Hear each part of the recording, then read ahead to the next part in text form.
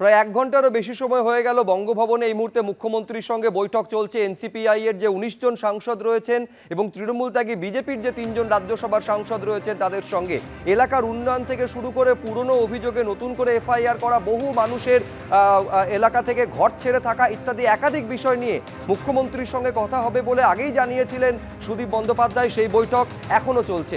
কুণাল ঘোষ তা নিয়ে কি বলছেন একবার শুনুন। এটা তো বেইমানি, এটা গদ্দারি। এই যে সাংসদরা যারা দিল্লিতে আজকে কোনো বৈঠকে বসেছেন, বিজেপি নেতাদের সঙ্গে বৈঠকে বসেছেন, তারা তো মমতা বন্দ্যোপাধ্যায়ের দলের সাংসদ হিসেবে জিতেছেন। 2024 সালে 5 বছরের জন্য নির্বাচিত, 29 অবধি। কোন দলের প্রার্থী? তৃণমূল কংগ্রেস। নমিনেশন কে দিয়েছেন? মমতা বন্দ্যোপাধ্যায়। প্রতীক কি? ঘাসের ওপর জোড়া ফুল। ভোট কারা দিয়েছেন? বিজেপি বিরোধী ভোটাররা, যারা মমতা বন্দ্যোপাধ্যায়কে সমর্থন করেন।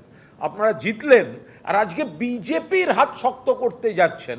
এটা বিজেপি তাদের স্বার্থে, তাদের অঙ্কে কিছু বিশ্বাসঘাতককে একাধিক অঙ্কে তারা কাজে লাগাচ্ছে। এই বিশ্বাসঘাতকরা কলঙ্কিত।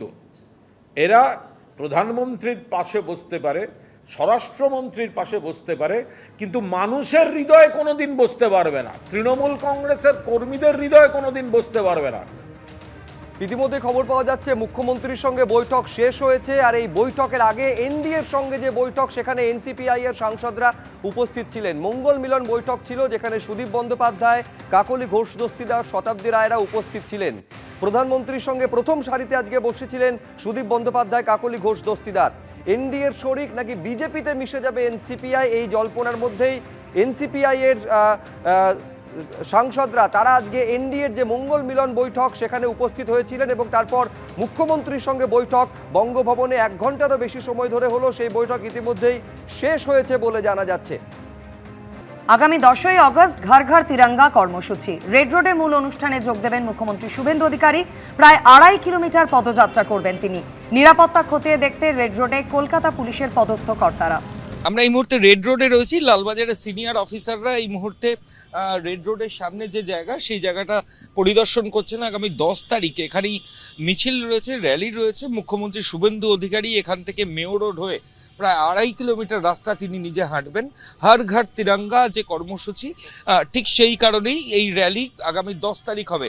তারই আগে কোথা থেকে র্যালি শুরু হবে, সাধারণ মানুষ কোথায় আসবেন, এই যাবতীয় সবকিছু খতিয়ে দেখার জন্য লালবাজারের সিনিয়র অফিসাররা এই মুহূর্তে রেড রোডের ওপর রয়েছেন এবং তারা বিভিন্ন জায়গা পরিদর্শন করছেন এবং কোথা থেকে র্যালি শুরু হবে, কোথায় শেষ হবে, এই যাবতীয় সবকিছু যারা পুলিশ আধিকারিকরা তারা নিজেদের মধ্যে মিটিং করছেন। ক্যামেরা অতনু কুণ্ডুর সঙ্গে ময়ূখ ঠাকুর চক্রবর্তী, এবিপি আনন্দ, কলকাতা। এবিপি আনন্দ, এগিয়ে থাকে, এগিয়ে রাখে।